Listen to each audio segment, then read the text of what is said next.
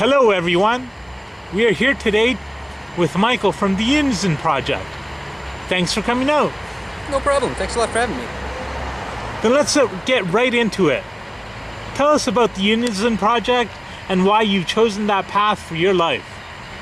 Well, the Unison Project is what I'm calling my life's work.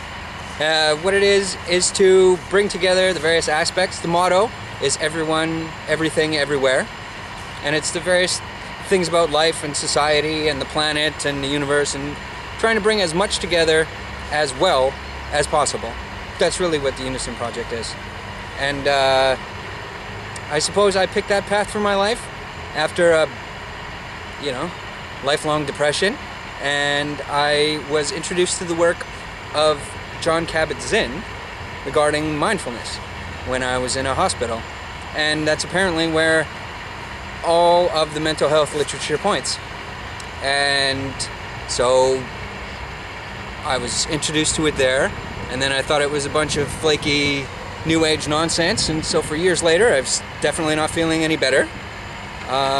So I decided to explore into mindfulness, and well, I went from a bunk in a hospital to now I'm the founder of the Unison Project and trying to make people happy. And I feel that human happiness lies in sharing happiness with others and fostering and generating happiness. It's not something we have all on our own.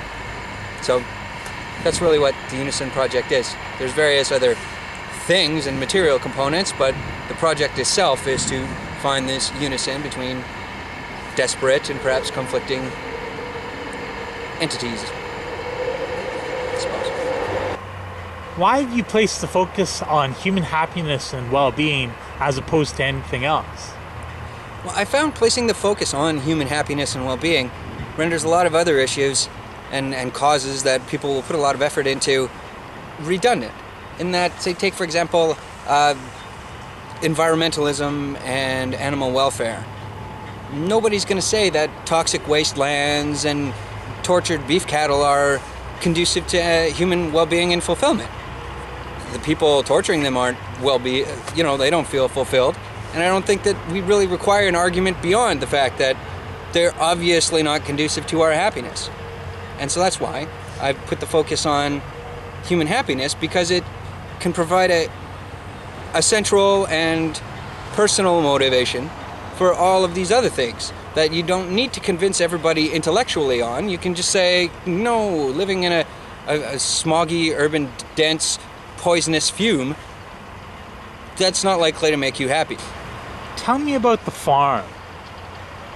The farm is the just sort of generic term I'm using. Of course it's a farm, but it's somewhere on the planet in the future. I hope to get a place where I can grow food, and I can show people how to grow food, and I can show people how to prepare it. And more importantly, for myself and the sake of my human happiness, is it's a place to be and share with other people, which I think in every society you can always use more of that. And that's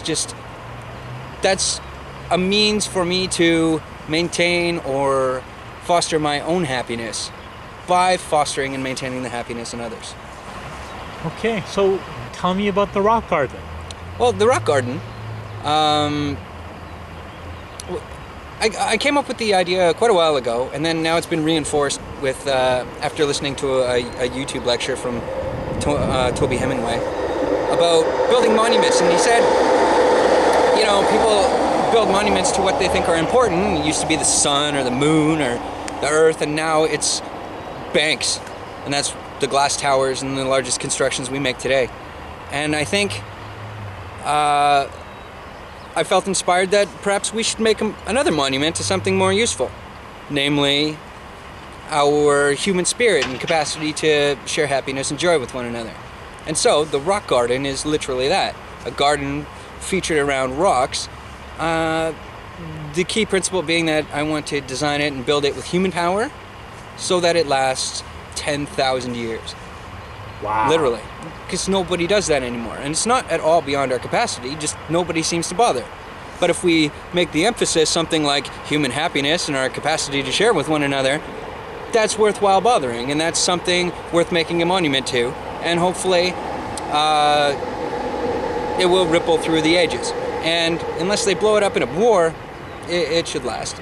That's the principle.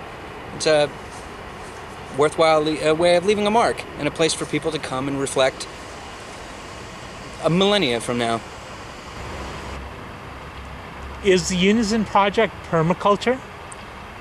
Well, it's very inspired by permaculture and uses all of its principles. I think the reason that I wouldn't say that it is permaculture is because it relates to other things, namely everything, when the best I understand about permaculture is it's relating to the natural environment, ecosystems, the flow of energy through a landscape and life and how, that type of thing, making landscapes for people.